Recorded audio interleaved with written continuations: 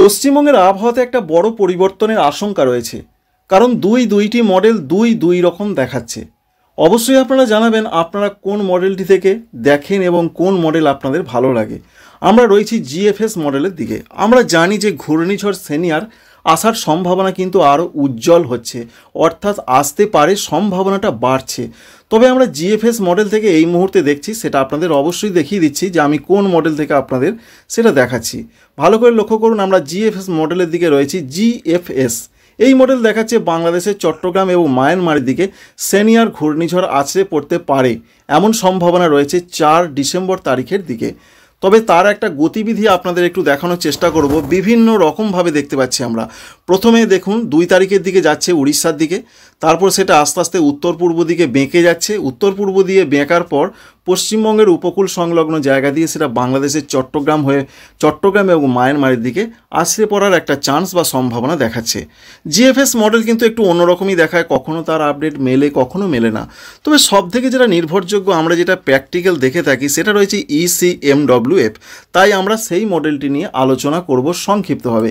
ECMWF এই মডেলে আমরা চলে এলাম এবং প্রথমেই আপনাদের একটা সমন্বয় সাধনের চেষ্টা করে দেখাবো যে ভারতীয় আবহাওয়া দপ্তর কী বলছেন এবং ECMWF যে মডেলে আমরা এলাম সেখান থেকে আমরা কি দেখতে পাচ্ছি।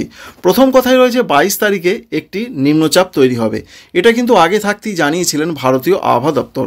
তো আমরা একবার দেখার চেষ্টা করব যে সেখান থেকে কি আমরা লক্ষ্য করতে পারছি। আমরা বায়ু মোডে চলে এলাম। অবশ্যই একটি নিম্নচাপ আমরা লক্ষ্য করতে পারছি। খুব ভালো করে যদি লক্ষ্য করেন, এই জায়গায় একটা নিম্নচাপ, বিশেষ করে দক্ষিণ পূর্ব বঙ্গোপসাগর এবং সংলগ্ন দক্ষিণ আন্দামান সাগরে। 24 তারিখের দিকে নিম্নচাপটা একটু গভীর নিম্নচাপে পরিণত হবে, যেমনটা ওয়েদার অফিস জানিয়েছেন, দেখতেই পাচ্ছেন। এবং গভীর নিম্নচাপে পরিণত হওয়ার পর সেটা কিন্তু পশ্চিম এবং উত্তর পশ্চিম দিকে এইভাবে এগোনোর সম্ভাবনা রয়েছে, অর্থাৎ ভারতীয় উপকূলে, অর্থাৎ দক্ষিণ ভারতের দিকে আসতে পারে। 25 তারিখের দিকের যে আপডেট ঠিক সেইভাবেই কিন্তু আসছে। ঘূর্ণিঝড় তখনও তৈরি হয়নি 25 তারিখের দিকে। আমরা একবার দেখার চেষ্টা করব 25 তারিখে তার গতিবেগ কত রয়েছে। দেখুন 49 কিলোমিটার প্রতি ঘন্টায়। এটা তখনও ঘূর্ণিঝড় হয়নি। 26 তারিখের দিকের যা তথ্য রয়েছে, 26 তারিখে দেখার চেষ্টা করব। অবশ্যই ঘূর্ণিঝড় তৈরি হয়ে গেছে 64 কিলোমিটার প্রতি ঘন্টায়। সুতরাং 26 তারিখে ঘূর্ণিঝড় তৈরি হচ্ছে, যার নাম সেনিয়ার, বা বিভিন্ন উচ্চারণ ক্ষেত্রে অনেকে সেনিয়ার বা সেনিয়র, যাই হোক, একটা ঘূর্ণিঝড় কিন্তু তৈরি হচ্ছে। 27 তারিখের দিকে ঘূর্ণিঝড় আরও শক্তিশালী হচ্ছে, অর্থাৎ এটা সাধারণ ঘূর্ণিঝড় হবে না, সিভিয়ার আকারে আসতে পারে। 28 তারিখে প্রচণ্ড শক্তিশালী হচ্ছে সেই ঘূর্ণিঝড়। গতিবেগ থাকার সম্ভাবনা রয়েছে প্রায় 100 কিলোমিটারের কাছাকাছি। স্বাভাবিক বায়ু মোডে, ঝাপটা মোডে আরও বেশি হতে পারে। অবশ্যই দেখুন আমরা উইন্ড মোড থেকে কিন্তু দেখছি বা আপনাদের দেখাচ্ছি। এবার 29 তারিখের দিকের যা পূর্বাভাস, 28 তারিখ রাত থেকে 29 তারিখের দিকে সেটা তামিলনাড়ু এবং দক্ষিণ অন্ধ্রপ্রদেশে আছড়ে পড়তে পারে। পরবর্তী ক্ষেত্রে সেটা আস্তে আস্তে আরও দক্ষিণ এবং দক্ষিণ পশ্চিম, বা কখনো দেখা যাচ্ছে উত্তর এবং উত্তর পশ্চিম দিকে এগিয়ে যাবে। যাই হোক, সেটা এইভাবে এগিয়ে কিন্তু পরবর্তী ক্ষেত্রে মুম্বাই হয়ে আরব সাগরের দিকে একটা নিম্নচাপ রূপে দানা বাঁধতে পারে। এ ব্যাপারে আর দেখার কিছু নেই। বাংলার ক্ষেত্রে বৃষ্টির চান্স কতটা, আগের দিনই দেখিয়েছিলাম বৃষ্টির চান্স খুব বেশি ছিল। বর্তমান আপডেটে কিছুটা পরিবর্তন রয়েছে।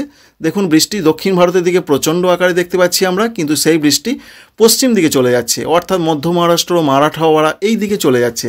বাংলার দিকে বৃষ্টিটা এগিয়ে আসার চান্সটা কম রয়েছে, তবে মধ্য ভারত পর্যন্ত এগিয়ে আসতে পারে, বিশেষ করে মধ্যপ্রদেশ এবং উত্তরপ্রদেশ এদিকে।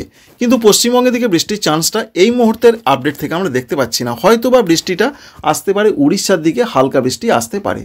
তো পশ্চিমবঙ্গের দিকে এই মুহূর্তের আপডেট যে ঘূর্ণিঝড় সেনিয়ারের বৃষ্টির সম্ভাবনা নেই বললেই চলে, যেটা বর্তমানে রয়েছে। তার মানে এটা আশ্বস্ত হওয়ার কারণ নেই যে বৃষ্টি একদম হবেই না। আবার অনেকে হয়তো বলবেন যে গতকাল দেখালেন বৃষ্টি, আজ বলছেন হবে না। এটা আমাদের কথা নয়, মডেলের যে তথ্য আমরা পাচ্ছি সেটাই আপনাদের দেখিয়ে দিচ্ছি। আর এই ভিডিও আপলোড করেছি একটু আগেই। তো এই রয়েছে মোটামুটি পূর্বাভাস। আর আজ থেকে আগামী কয়েকদিন, বিশেষ করে আগামীকালে যা তথ্য রয়েছে, বৃষ্টি হতে পারে উত্তরবঙ্গের দার্জিলিং এবং ভারতবর্ষের সিকিমের দিকে। পশ্চিমী ঝঞ্ঝা একটা সরছে, যার ফলে দার্জিলিং এবং সংলগ্ন পাহাড়ি এলাকাগুলোতে হালকা বৃষ্টির পূর্বাভাস শুক্র, শনিবার এবং রবিবার। এর সঙ্গে উত্তর পূর্ব ভারতেও হালকা বৃষ্টি হতে পারে, আসাম, মেঘালয়, অরুণাচল প্রদেশ, ত্রিপুরা, মণিপুর, মিজোরাম, নাগাল্যান্ডে। তাপমাত্রা আগামী কয়েকদিনে বিরাট কোনো পরিবর্তন হচ্ছে না। যে ঠান্ডাটা কমে গেছে আর ঠান্ডা কমবে না, এই অবস্থাতেই থাকবে আগামী 4 বা 5 দিন। সমস্ত কিছু সরে যাবে, ঘূর্ণিঝড়, পশ্চিমী ঝঞ্ঝা, তারপর আবার জাঁকিয়ে ঠান্ডা পড়তে পারে, সেই সম্ভাবনা রয়েছে ডিসেম্বরের প্রথম সপ্তাহের শেষ দিকে। তার আগে ঠান্ডার নতুনভাবে কামব্যাক করার সম্ভাবনা নেই বললেই চলে। কলকাতা, হাওড়া, হুগলি সংলগ্ন জায়গা, কলকাতা সংলগ্ন জায়গায় আগামীকাল শুক্রবার 22 ডিগ্রির ঘরে সর্বনিম্ন তাপমাত্রা থাকতে পারে। পশ্চিম দিকের জেলাগুলোতে থাকতে পারে 16 থেকে 18 ডিগ্রি সেন্টিগ্রেডের মধ্যে। ঝাড়খণ্ডে 15-16 থাকবে, ঝাড়খণ্ডের বিশেষ করে রাঁচির দিকে সেখানে থাকে। উত্তরবঙ্গের জেলাগুলোতে তাপমাত্রা বেড়েছে এবং সেই বাড়া ভাবটাই থাকবে, যেটা আমরা দেখতে পাচ্ছি 18 থেকে 19 ডিগ্রি থাকবে, বিশেষ করে 17 থেকে 19-এর মধ্যে আগামী কয়েকদিন সর্বনিম্ন তাপমাত্রা থাকবে। এখান থেকে জিস্ট হিসেবে আমরা কি বুঝতে পারলাম যে জিএফএস মডেল দেখাচ্ছে যে ঘূর্ণিঝড় সেনিয়ার কিন্তু বাংলার দিকে, ওপার বাংলার দিকে এবং সংলগ্ন মায়ানমারের দিকে আছড়ে পড়ার সম্ভাবনা রয়েছে। যদিও তার আপডেটে বিরাট পরিবর্তন হয়, হয়তো কালই দেখা যাবে তারা কিন্তু উল্টে গেছে, অর্থাৎ অন্যদিকে দেখাচ্ছে, বা ECMWF যেমন দেখাচ্ছে সেরকমই দেখাচ্ছে। আর ECMWF যেটা দেখাচ্ছে সেটা দেখাচ্ছে দক্ষিণ ভারতের তামিলনাড়ু এবং দক্ষিণ অন্ধ্রপ্রদেশের দিকে ঘূর্ণিঝড় আছড়ে পড়তে পারে, তার প্রভাবটা বাংলায় মেঘলা আকাশ থাকতে পারে, বৃষ্টির চান্স এই মুহূর্তে দেখা যাচ্ছে না। আপডেটই ছিল এই পর্যন্তই।